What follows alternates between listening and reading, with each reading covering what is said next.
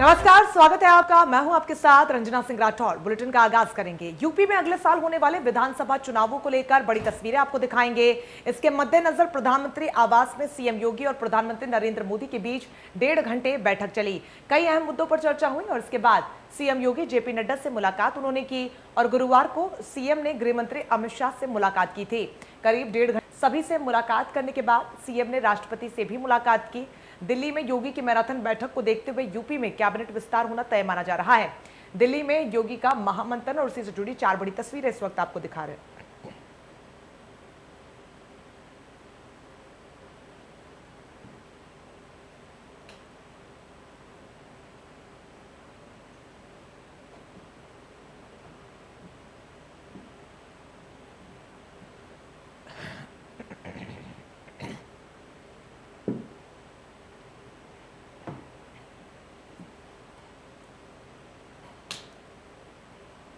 उत्तर प्रदेश में अगले साल होने वाले विधानसभा चुनाव से पहले लखनऊ से लेकर दिल्ली तक सियासी हलचल तेज हो गई है। यूपी सीएम योगी आदित्यनाथ ने शुक्रवार को प्रधानमंत्री नरेंद्र मोदी के साथ मुलाकात की। दोनों नेताओं के बीच करीब 1.25 घंटे तक बैठक चली। प्रधानमंत्री मोदी से मुलाकात के बाद यूपी के मुख्यमंत्री योगी आदित्यनाथ ने ट्वीट किया और उन्होंने लिखा कि आज प्रधानमंत्री नरेंद्र मोदी से नई दिल्ली में शिष्टाचार भेंट एवं मार्गदर्शन प्राप्ति का सौभाग्य प्राप्त हुआ। अपनी व्यस्ततम दिनचर्या से भेंट के लिए समय प्रदान करने के लिए व आत्मीय मार्गदर्शन करने हेतु आदरणीय प्रधानमंत्री जी का हृदय से आभार। 2 तस्वीरें आपको दिखा रहे हैं, जहां पर पहली तस्वीर देश के प्रधानमंत्री के साथ सीएम योगी ने मुलाकात की। इसके अलावा गृह मंत्री अमित शाह से कल उन्होंने मुलाकात की थी और दोनों ही मुलाकातें अपने आप में बेहद अहम मानी जा रही है। जहां पर सूबे के मुख्यमंत्री योगी आदित्यनाथ एकाएक दिल्ली पहुंचे, उसके बाद उनके बड़ी और मैराथन बैठकों का दौर देखने को मिला।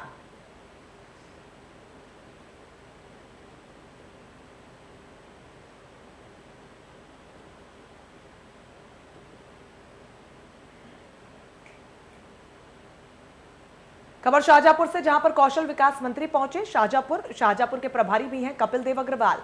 कार्यकर्ताओं और पदाधिकारियों संग उन्होंने बैठक की। संगठन को मजबूत करने की बात कही। जितेंद्र प्रसाद के आने से पार्टी मजबूत हुई है, इसका भी उन्होंने जिक्र किया।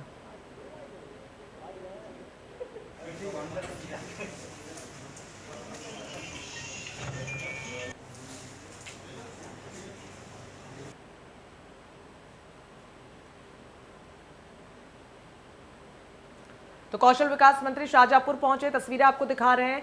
शाहजहांपुर के प्रभारी भी हैं कपिल देव अग्रवाल। यहां पर अब पहुंचकर उन्होंने कई बड़ी बातों का जिक्र किया। साथ ही जितेंद्र प्रसाद की शामिल जो वो हुए हैं भाजपा में, उसका भी उन्होंने स्वागत किया। कार्यकर्ताओं और पदाधिकारियों के संग उन्होंने बैठक की।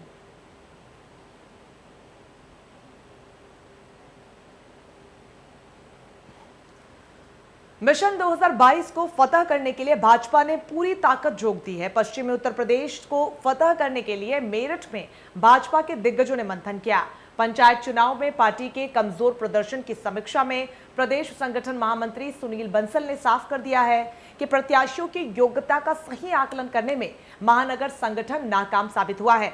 ये बात भी निकालकर सामने आई है कि कुछ जनप्रतिनिधियों के दबाव में पंचायत चुनाव के टिकट फाइनल किए गए और ये भी एक बड़ी वजह रही है कि पश्चिम के सभी जिलों में पार्टी का प्रदर्शन बेहद खराब रहा।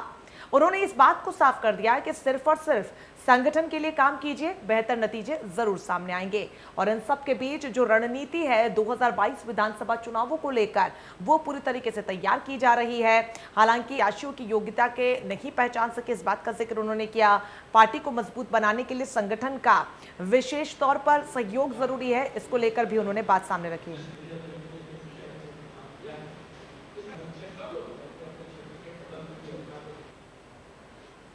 उत्तर प्रदेश की राज्य महिला आयोग की उपाध्यक्ष सुषमा सिंह बागपत पहुंची। सुषमा सिंह ने जन स्वास्थ्य केंद्रों की साफ सफाई की व्यवस्था और महिलाओं और लड़कियों के टीकाकरण को लेकर उनकी समस्याओं को लेकर निरीक्षण करने के लिए जनपद में वो पहुंची। पीडब्ल्यूडी रेस्ट हाउस में सुषमा सिंह ने प्रेस कॉन्फ्रेंस में महिला आयोग की सदस्य मीना कुमारी के बयान पर बयान दिया।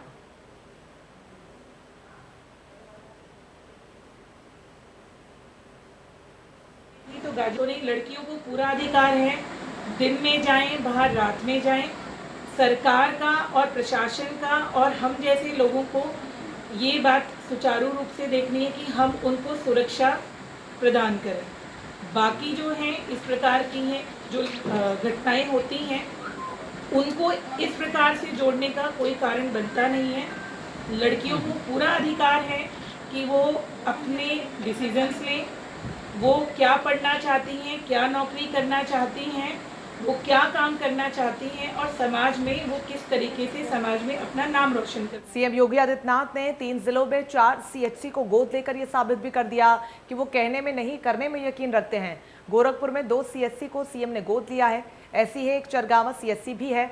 यहाँ का जायजा लिया हमारे सहयोगी ने।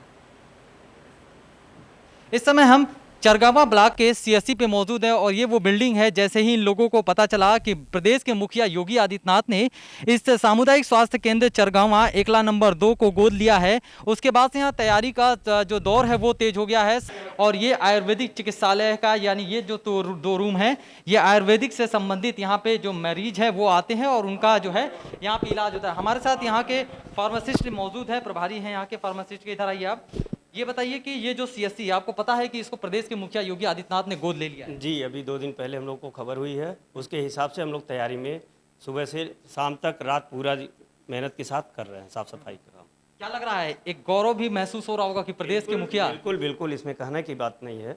ये हम लोग का सौभाग्य है, यह सौभाग्य की बात है कि गोरखपुर में 2 सीएचसी माननीय मुख्यमंत्री जी ने गोद लिया और जिससे हमारे लोग, हमारे आसपास के लोग अच्छे से सुविधा लें, उसका लाभ लें और स्वास्थ्य सेवाओं का हम लोग भरपूर सहयोग भी उनका करेंगे। क्या क्या फैसिलिटीज में होगी, पहले क्या थी और अब जब प्रदेश के मुखिया ने इसे गोद ले लिया है तब इसमें क्या क्या फैसिलिटी होनी है?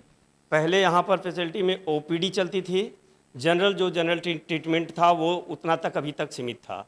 अब मुख्यमंत्री जी के गोद लेने के बाद से अब सारी व्यवस्थाएं ओटी से लेकर के लेबर है, वैक्सीनेशन है और जनरल ओपीडी है, जो भी है वो पूरी सारी संस्थाएं, सारे सिस्टम अब शुरू हो जाएंगे। काम भी शुरू हो गया है इसके मेंटेनेंस का? हो गया है, 2 दिन से हम काम करवा रहे हैं पूरा जो है लगन के साथ। 9 करीब सफाई कर्मचारी हैं, पेंट वाले हैं, प्लम्बर वाले हैं, बिजली का काम है, जो भी अधूरा था वो सारे काम पूरे किए जा रहे हैं। यानी अब किसी भी तरह के नॉर्मल बीमारियों को या पैथोलॉजी से संबंधित या जांच से संबंधित अब आपको शहर नहीं जाना पड़ेगा। कुटहन गांव के आसपास के सभी लोग इसी सीएचसी पे आके अपना इलाज करा सकते हैं। और सबसे बड़ी बात, क्योंकि प्रदेश के मुखिया योगी आदित्यनाथ ने इसे गोद लिया है तो अपने आप में एक बड़ा सीएचसी होगा और निश्चित रूप से सारे अधिकारियों की नज़र भी इस पे होगी। इसलिए यहाँ के मेंटेनेंस का काम तेजी से कराया जा रहा है कि कभी भी सीएम योगी आदित्यनाथ का दौरा यहाँ हो सकता है और इसकी का वो पूरा तरह से निरीक्षण भी कर सकते हैं।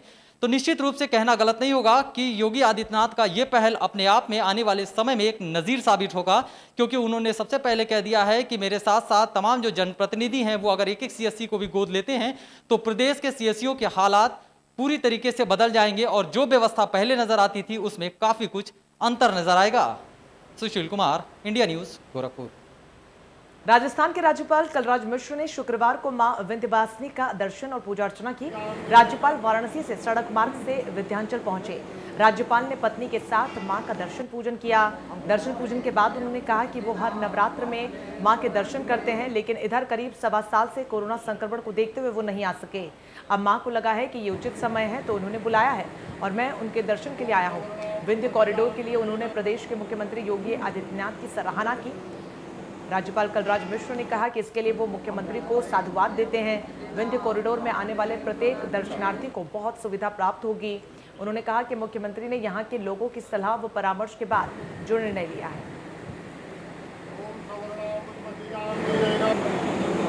मैं स्वयं जो बराबर हर नवरात्र में मैं माँ का दर्शन करने के लिए आया करता था, गत 1.25 वर्ष से कोरोना के कारण, महामारी कारण मैं नहीं आ पाया और एकाएक माँ की इच्छा हुई, माँ ने मुझे बुलाया और इसलिए आज मैं यहाँ दर्शन करने के लिए आया हूँ। और ये देख करके मुझे बहुत अच्छा लगा है। एक तो यात्रियों की सुविधा पर्याप्त होगी, माँ के दर्शन करने की सुलभता होगी और जो विभिन्न प्रकार की कठिनाइयाँ हैं जो यात्रियों को झेलनी पड़ती हैं, उन कठिनाइयों का निवारण भी होगा।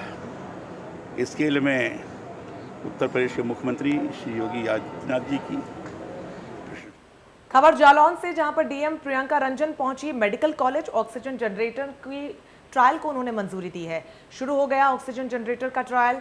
मई के पहले हफ्ते में इसकी नींव रखी गई थी। जनपद में ऑक्सीजन की परेशानी दूर अब इससे होगी। राजकीय मेडिकल कॉलेज में जनरेटर लगाया गया है। राजकीय मेडिकल कॉलेज में आज ऑक्सीजन जनरेटर का ट्रायल किया गया है। इससे क्या फायदा मिलेगा? आज मेडिकल कॉलेज में ऑक्सीजन जनरेटर की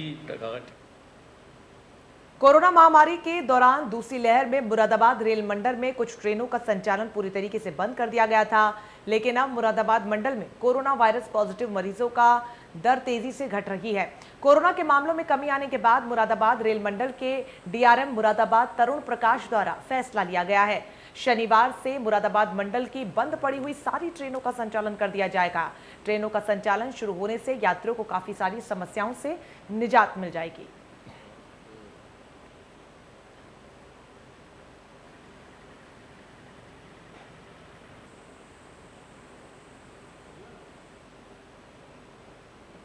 खबर मैनपुरी से, जहां पर अलीगढ़ कांड के बाद प्रशासन अब सख्त होता हुआ नजर आ रहा है। शराब माफिया की 45 लाख की संपत्ति को कुर्क किया गया। माफिया अरमान कौशर की संपत्ति को कुर्क किया गया।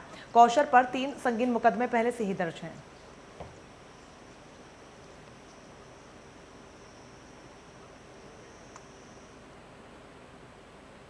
शामली में ऑब्जर्वर की शिकायत पर स्वास्थ्य विभाग की टीम ने छापेमारी की। शिकायत मिली थी कि बिना किसी परमिशन के महिला डॉक्टर ने एक महिला का अबॉर्शन करा दिया। दरअसल जब महिला को पेट में दिक्कत हुई तो उसने इसकी जानकारी स्वास्थ्य विभाग को दी, जिस पर स्वास्थ्य विभाग की एक टीम मौके पर पहुंची और मामले की तफ्तीश शुरू की। पूरा मामला कस्बा कांधला का है, जहां पर अखिलेश चौहान द्वारा क्लिनिक हॉस्पिटल का संचालन किया जा रहा है। यहां पर महिला चेकअप के लिए आई थी। आरोप है कि महिला डॉक्टर ने पेट में बच्चा मरने का हवाला देते हुए अबॉर्शन की सलाह दी और अगले दिन महिला का अबॉर्शन कर भी दिया, जिसके बाद से महिला को पेट में दिक्कत महसूस होने लगी। जिसके बाद महिला दोबारा डॉक्टर के पास पहुंची और सारी आपबीती डॉक्टर को बताई। डॉक्टर की ओर से संतोषजनक जवाब नहीं मिलने पर महिला ने पुलिस में शिकायत की है।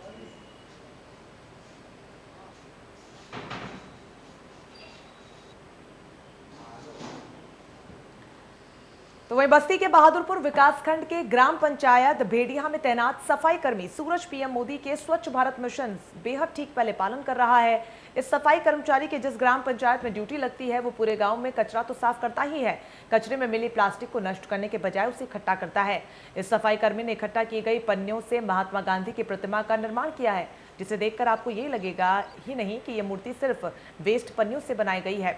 ये सिर्फ कर्मचारी ग्राम पंचायत से निकलने वाली पॉलिथीन को इकट्ठा कर उसकी रस्सी बनाकर मात्र 300 रुपए की लागत से महात्मा गांधी जी की प्रतिमा बनाकर पर्यावरण संरक्षण का अनूठा संदेश दिया है।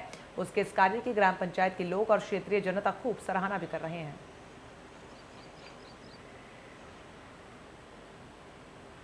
कोरोना काल में चर्चा का विषय बनी गंगा किनारे दफनाई गई लाशों को अब सम्मान पूर्वक अंतिम संस्कार किया जा रहा है। शिवकुटी क्षेत्र के पार्षद कमलेश तिवारी ने यह बीड़ा उठाया। गंगा किनारे बालू में दफनाए गए जो कटान होने से कारण बालू से बाहर दिखने लगे थे, कमलेश तिवारी उन शवों को सम्मान पूर्वक निकलवा कर उनका विधि विधान से अंतिम संस्कार करवा रहे हैं। पार्षद कमलेश तिवारी ने बताया कि हिंदू रीति रिवाज में अंतिम संस्कार के बाद ही मोक्ष की प्राप्ति होती है, इसलिए नगर निगम और उन्होंने ये पहल की है कि जो भी गंगा के किनारे शव दफनाए गए हैं, बालू में दफन किए गए हैं, गंगा के कटान होने के कारण बाहर दिखाई दे रहे हैं, उनका सम्मान पूर्वक वो अंतिम संस्कार कर रहे हैं।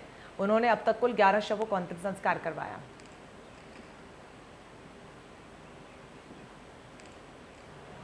प्रयागराज प्रशासन और नगर निगम की महापौर के निर्देशानुसार हम निगरानी समिति के सदस्य हैं और शिवकुटी थाना अंतर्गत गंगा के घाट पर तेज कटान के कारण जो भी लाशें दफनाई गई हैं, कटान से दिखाई देती हैं, उन्हें हम निकलवा करके उनका सम्मानपूर्वक क्रिया संस्कार करते हैं। अब तक हम लोगों ने 11 लाशों को जो है सम्मानपूर्वक क्रियाकर्म किया है और मुखग्नि दी है। आगे भी और कितने लाशों को आगे जैसे जैसे कटान अगर बढ़ेगी, अगर कुछ लाशें दिखा रहे हैं, विधि विधान से अंतिम संस्कार किया जा रहा है। उनका अंतिम संस्कार के बाद ही शव को यहाँ पर किसी व्यक्ति को मोक्ष की प्राप्ति होती है और इसीलिए पार्षद कमलेश तिवारी ने इस बीड़े को उठाया। कोरोना को हराने के लिए दवा वालों ने गांव में कोरोना माता की पूरी विधि से कोरोना माता की पूजा अर्चना कर रहे हैं। ग्रामीणों का दावा है कि ऐसा करने से हमारे गांव में कोरोना संक्रमण नहीं आएगा। पूरा मामला संगीपुर थाना क्षेत्र के जूही शुक्लपुर गांव का है। यहां पर अंधविश्वास की उपज और कोरोना के खौफ में गांव वालों ने सामूहिक चंदा देकर मंदिर बनवाया। नहीं, माता नहीं होती है। उद्देश्य यही है हम लोगों का, जैसे पहले सुना है कि चेचक माता का नाम आया, जिससे ये चेचक माता शीतला माता के ऊपर लाया गया है। इसी तरह लोकेश श्रीवास्तव, दीपमाला श्रीवास्तव और राजीव रतन तिवारी, राधेश्याम वर्मा, छेदीलाल विश्वकर्मा, दिलीप विश्वकर्मा सभी गांव के लोग बैठे हुए और बातचीत हुई। उसके बाद ये हुआ कि चलो आ जाओ, माता रानी का स्थापित किया जाए, ताकि जो लोग भयभीत हैं वो हैं, इनका पूजन किया जाए। पूजन करने से होता है माता रानी के कृपा हो, जे सब सुरक्षित रहें सारे गांववासी। देखिए, हमारे एक श्रीवास्तव पड़ोसी चाचा जी हैं, वो आए थे, वो दिल्ली में रहते हैं, तो वो आए थे, हम लोग सब ऐसे बैठे थे। सुबह सुबह ऐसे ही बात होने लगा कि इतना सारा मतलब कोरोना का कहर चल रहा है हमारे देश के ऊपर, क्या करें, इसका समाधान कैसा किया जाए। तो इसके लिए हम लोग ने सोचा कि चलो एक कोरोना माता जी का मूर्ति बनवाते हैं और लाके अपने गांव में स्थापित करते हैं। क्या पता इससे कोरोना माता के आशीर्वाद से थोड़ा हमारे गांव को, हमारे गांव के रहने वाले सभी को या और जो भी हैं सबको राहत मिले। तो वहीं फिरोजाबाद में 3 अंतर जनपदीय बदमाशों को गिरफ्तार कर लिया गया है। बदमाशों की पुलिस के साथ मुठभेड़ हुई। रामगढ़ और रसूलपुर की साझा कार्रवाई की गई है। कब्जे से चोरी की गई बाइक और रुपए भी बरामद किए गए।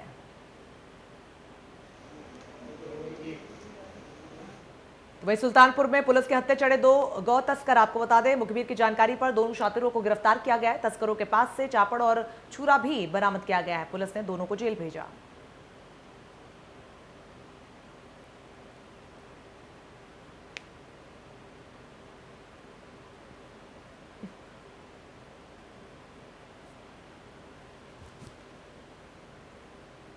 इसी के साथ फिलहाल के लिए इस बुलेटिन में बस इतना ही। नमस्कार।